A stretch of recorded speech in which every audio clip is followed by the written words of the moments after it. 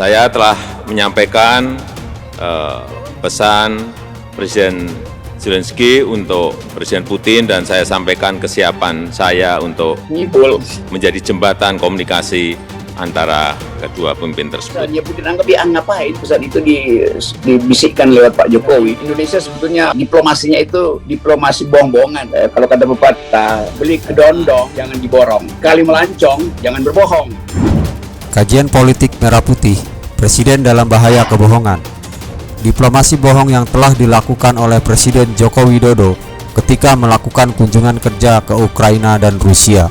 Tepatnya saat mengatakan telah menyampaikan pesan Presiden Zelensky kepada Presiden Putin adalah bohong di siang bolong. Benar-benar akan menjadi peristiwa monumental, akan menorehkan catatan tersendiri dalam sejarah Presiden berdiplomasi bohong. Kebohongan itu tidak akan bisa menjadi lapuk, dihapus atau hilang. Seiring dengan perjalanan waktu dan sejarah pemerintahan Jokowi, makin lama akan makin membias kemana-mana. Jokowi harus menerima takdirnya sendiri atas kejadian tersebut. Untuk sementara sebaiknya stop melakukan kunjungan ke luar negeri, apalagi ke Eropa. Di sana ada alat e-brother CTRL. Saya telah menyampaikan pesan Presiden Zelensky untuk Presiden Putin dan saya sampaikan kesiapan saya untuk menjadi jembatan komunikasi antara kedua pemimpin tersebut.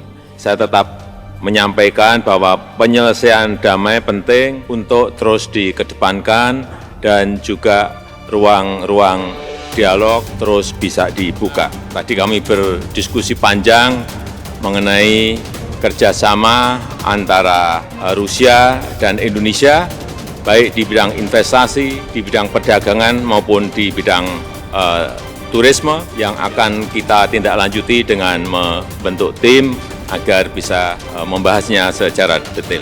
Presiden dalam bahaya, harus dijaga jangan sampai melakukan kebohongan lagi. Untuk jenis kebohongan apapun, memang berat mengendalikan kondisi seperti ini, tetap harus dikendalikan.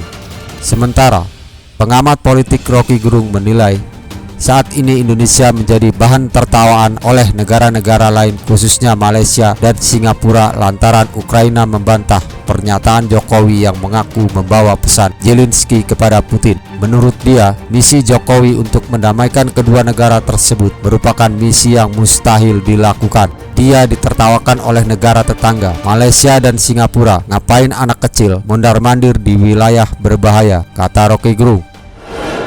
Kalau kata pepatah, beli kedondong jangan diborong, kali melancong jangan berbohong. Jadi ini jadi mission impossible akhirnya kan. Pak Jokowi akhirnya missing in action.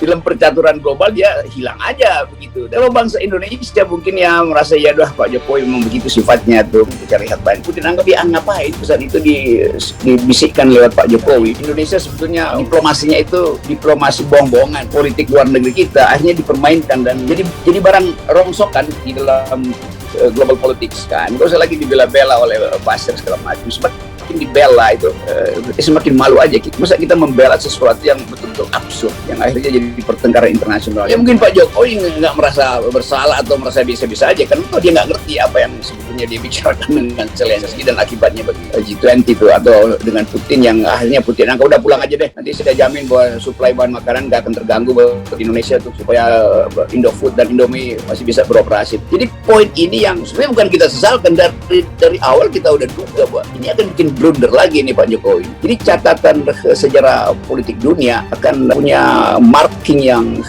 agak mengecewakan buat Indonesia. Jadi ketidakmampuan meyakinkan itu betul-betul disinsentif dalam politik luar negeri kita nanti. Dia juga mengatakan dengan pernyataan Ukraina tersebut, maka kemampuan diplomasi Indonesia semakin lama semakin rendah. Jadi, bukan kita ngeledek, tapi kita marah karena kita bakal diledek oleh dunia, apalagi tetangga kita Malaysia dan Singapura, ujar Rocky Gerung. Kalimat diplomasi itu ada grammarnya, bukan sama dengan kalimat relawan. Ini pakai kalimat relawan, nyibul.